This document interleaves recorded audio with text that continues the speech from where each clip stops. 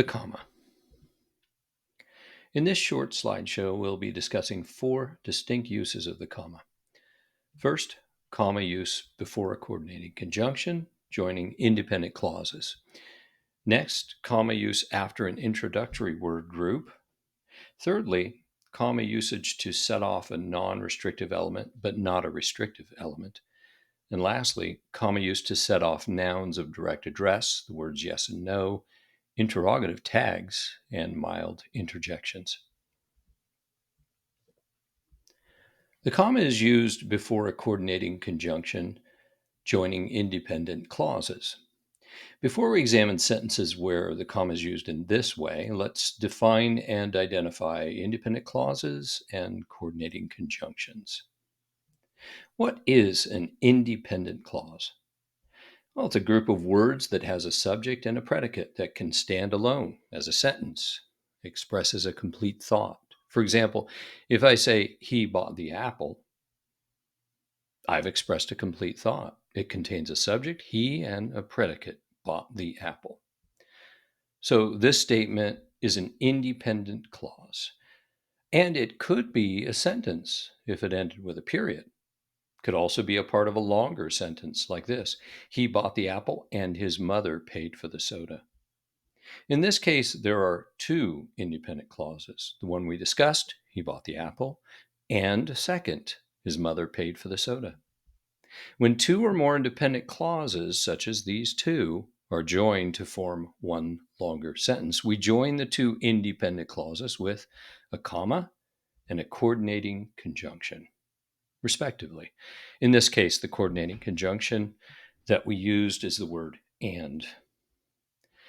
A coordinating conjunction is a word that joins 2 elements of equal grammatical rank. For purposes of this assignment, we're going to focus on the use of a comma and a coordinating conjunction to join independent clauses that we discussed. Here's a list of the 7 coordinating conjunctions: for, and, nor, but, or, yet, and so. And if we take the first letters of each of those, we can otherwise know it as the acronym fanboys.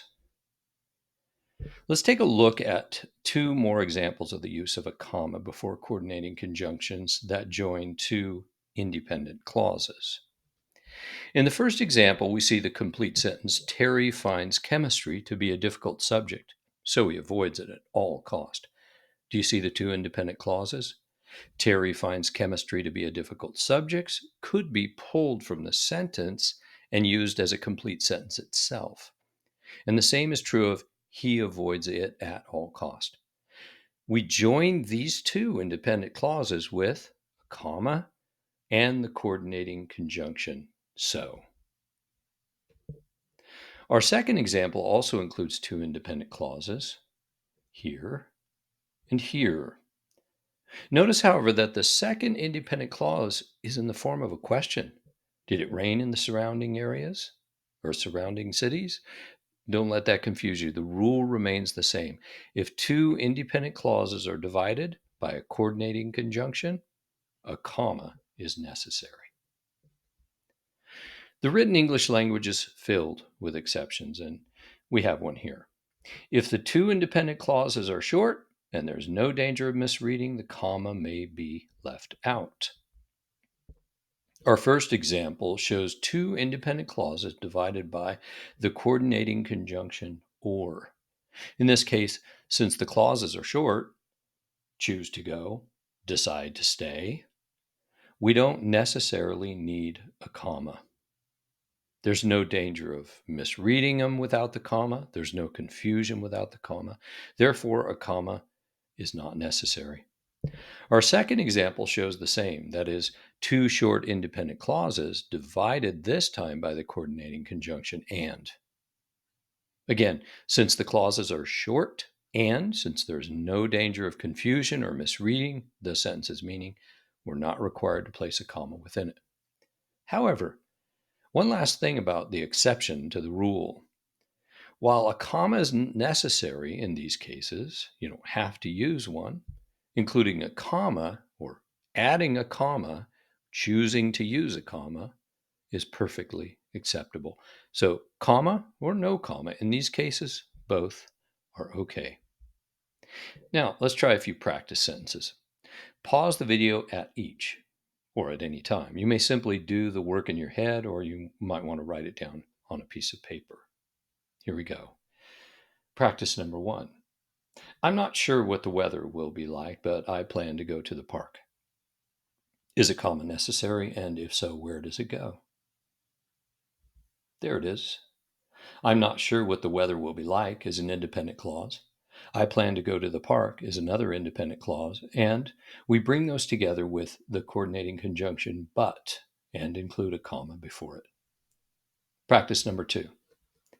She won't be participating in the debate, nor will she discuss her reasons.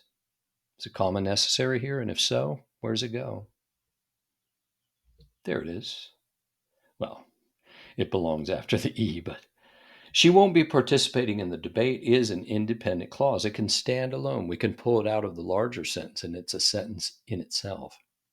The same is true of will she discuss her reasons? That's a question, but it's an independent clause. Therefore, we can bring these two together with a coordinating conjunction, in this case, nor, and make sure that we include that comma before nor. Practice number 3 says it's freezing outside, but I have my coat. Do we need a comma here? No, we don't. We don't, because even though there are two coordinating conjunctions that are connected with the two independent clauses connected with a coordinating conjunction, but we don't need a comma because both of those independent clauses are short, and the entire sentence without a comma is not confusing. We know exactly what the writer means. Could we include a comma? Yes, we could. And if we did, we'd put it right after the word outside. It's freezing outside, comma, but I have my coat. Let's look at practice sentence number 4. He brought plenty of money for each of them requires lots of cash. Is a comma required? And if so, where? Yes, it goes right after the word money. And notice that right after the comma is our coordinating conjunction for. And you'll see that there are two independent clauses. The first is he brought plenty of money, and the second is each of them requires lots of cash. Comma is also used after an introductory clause or phrase. The key word is introductory. So in these cases, we put the comma after what starts the entire sentence. In these cases, the comma tells readers that the introductory word group has come to a close. So it's an introductory word group, comma, and then the main part of the sentence is about to begin. Before we look at examples of these types of sentences within which we do use commas, let's look at the most common introductory word groups. There are 3 of them. They include adverb clauses, prepositional phrases, and participial phrases. First, adverb clauses. An adverb is a word that modifies or tells more about a verb. If I say, she spoke well, the verb is spoke. And the word that modifies or tells how she spoke is the word well. An adverb phrase, rather than just one word like well, is a group of words that modifies the verb. Here are a couple of examples. Quite eagerly, my brother agreed to the business proposal. In this example, quite eagerly tells how he agreed being the verb. So quite eagerly is an adverb phrase, and we need to follow that with the comma. The second one, after his lunch date, my brother read the text. In this example, after his lunch date tells what about the verb? It tells when, and the verb is the word read. It's modified by after his lunch date, which again tells when. So it's an adverb phrase that's followed by a comma. Next, prepositional phrases. A prepositional phrase is a group of words consisting of a preposition, its object, and any words that modify the object. Preposition is a function word that typically combines with a noun phrase to form a phrase which usually expresses a modification or what we call a predication. The most common prepositions are at, by, for, from, in, of, on, to, and with. For example, in the box, the preposition is in. The prepositional phrase is in the box. For my friend, prepositional phrase, starting with the preposition for. From here to there, it's a prepositional phrase starting with the preposition from. These are prepositional phrase examples. Here are a couple of examples of prepositional phrases followed by a comma within a larger sentence. Into the raging river, comma, the raft swiftly plummeted. The prepositional phrase, of course, that introduces the sentence is into the raging river. Second example, on the warehouse floor, rugs of all sizes waited for a paying customer. The prepositional phrase that introduces this sentence is on the warehouse floor. And what's the preposition in the phrase? The word on. Now, lastly, participial phrases. What is a participle? Well, a participle is a verb. It's a verb, however, that functions as a modifier or an explainer, which is not normally the case with verbs. Participles provide further information about the noun or the nouns in a sentence. Just like an adjective provides more information about the noun, or an adverb provides more information about a verb, a participle is a verb that explains more about what it is speaking of. For example, the running dog, the crying baby. In both of these, we see a participle. Remember, a participle is a verb. If you recognize the verb, you're looking at the participles: running, crying. These each modify or give additional descriptions of the nouns that they come before. For example, it's not simply the dog, it's a running dog or the running dog. When you add words to these participles, you're making participial phrases. Some participial phrase examples include running at high speed. The dog crashed into the wall. The participial phrase is running at high speed. The second one says the baby, crying loudly and continuously, kept her parents up all night. The participial phrase is crying loudly and continuously. Now, let's try a few practice sentences. Remember to pause the video and simply work it in your head or write down the sentences as we go. Watch for the commas in each sentence.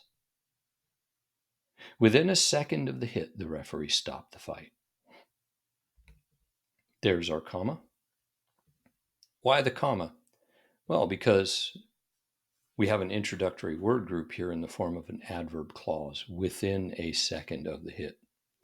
Remember, adverbs answer the questions how, when, where, why.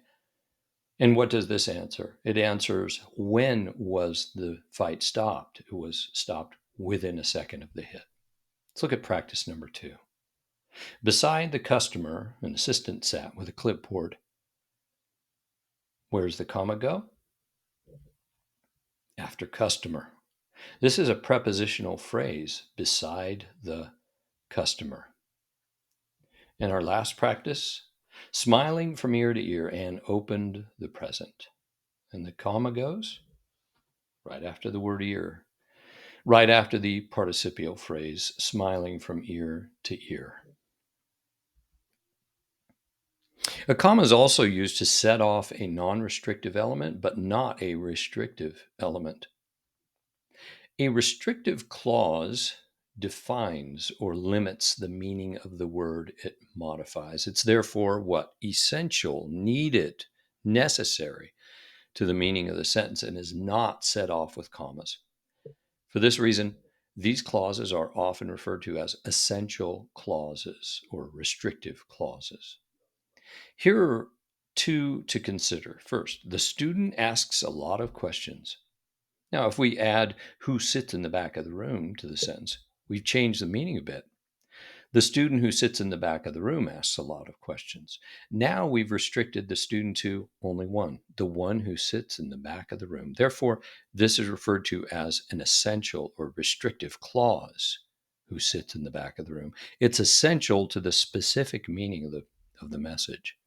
Some may be tempted to add commas, and that's why it's important to know the difference between essential and non essential clauses. No commas for essential clauses. Here's another example. The results that I obtained may invoke positive change. Can you spot the restrictive clause? There it is, that I obtained. Let's look at non restrictive clauses. A non restrictive clause describes a word whose meaning is clear without it.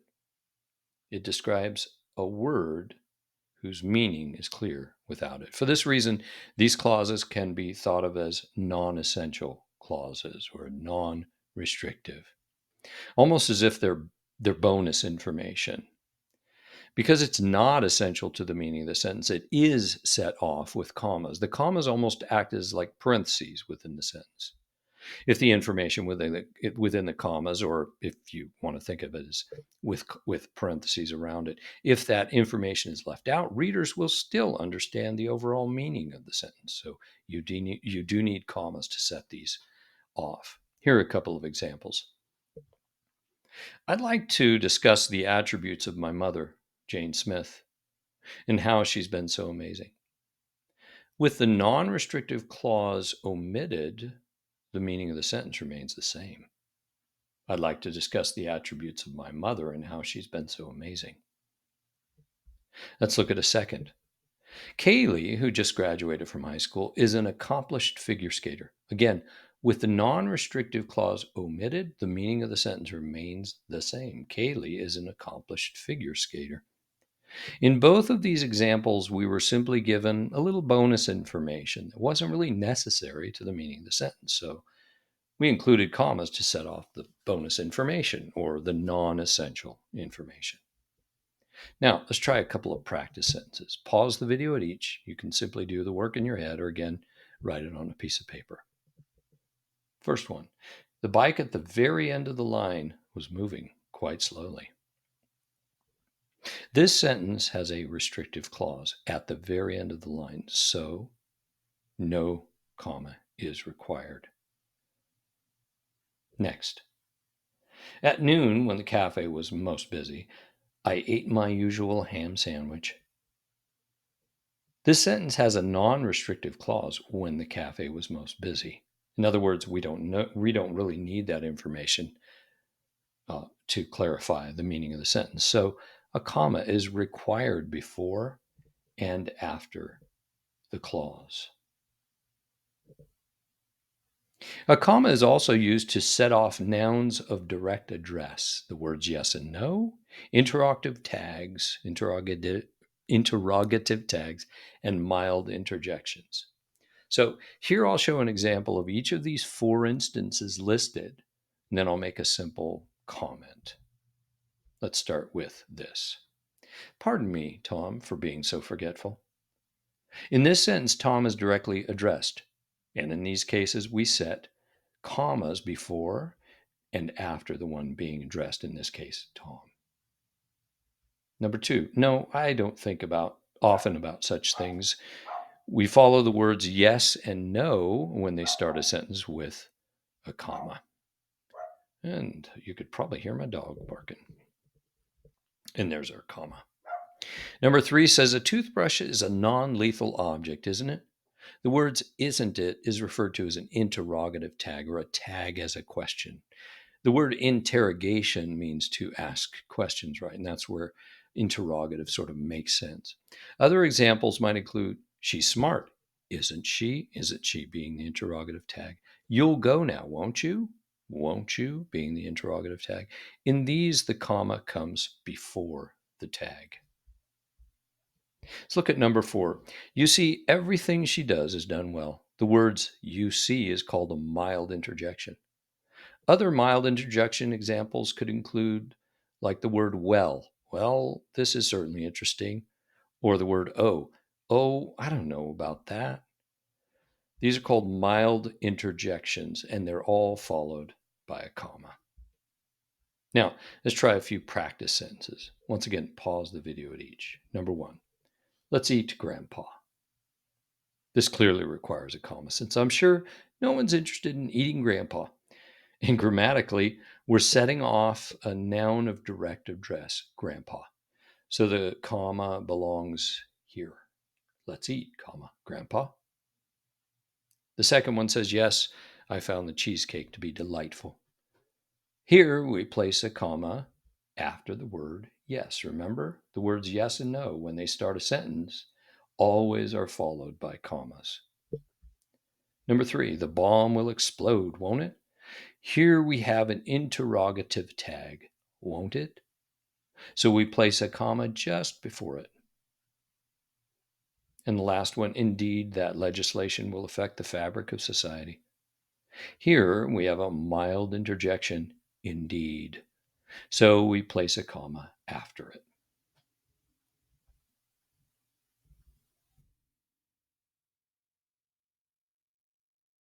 Let's review the four distinct uses of the comma that were discussed. Number one, before a coordinating conjunction joining independent clauses, after an introductory word group, to set off a non restrictive element but not a restrictive element, and to set off nouns of direct address, the words yes and no, interrogative tags, and mild interjections. All right, take care and God bless. Rough, rough.